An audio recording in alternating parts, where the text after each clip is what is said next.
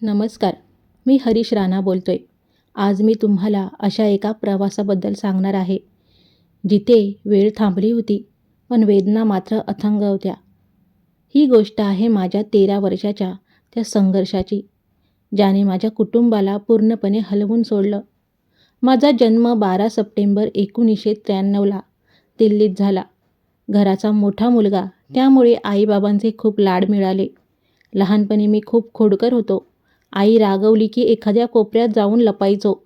पण थोड्याच वेळात पुन्हा येऊन तिच्या गळ्यात पडायचो आणि तिचा चेहरा कुरवाळायचो. आईला वाटायचं, माझा मुलगा मोठा होऊन आमचं नाव काढेल. 2010मध्ये मी इंजिनिअरिंगला गेलो. सर्व काही स्वप्नासारखं छान चाललं होतं.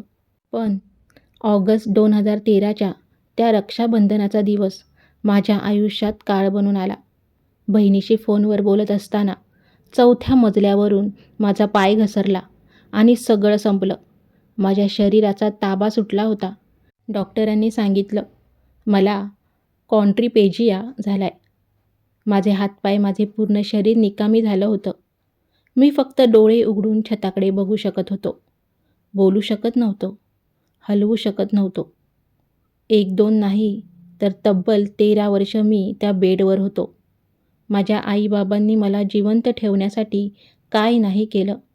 पण जेव्हा त्यांना माझ्या वेदना आणि माझी तडफड सहन होईनाशी झाली, तेव्हा त्यांनी जड अंतःकरणाने न्यायालयाकडे माझ्या इच्छा मृत्यूची मागणी केली.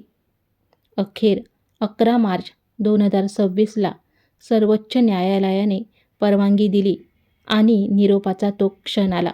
ब्रह्मकुमारी दीदींनी माझ्या माथ्यावर चंदनाचा टिळा लावला आणि म्हणाल्या, हरीश, सगळ्यांना माफ करून आणि सर्वांची माफी मागून आता शांतपणे झोपी जा.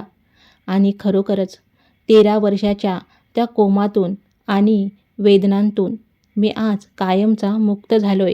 मित्रांनो, मी या जगातून जात असताना तुम्हाला एक छोटीशी गोष्ट सांगू इच्छितो. आयुष्य खूप अनमोल आणि क्षणभंगूर आहे. आपण छोट्या छोट्या कारणांवरून एकमेकांवर रागावतो, वर्षानुवर्ष अबोला धरतो. पण विचार करा, जर माझ्यासारखं कोणाचं आयुष्य अचानक एका बेडवर येऊन थांबलं, तर त्या रागाला काय अर्थ उरेल?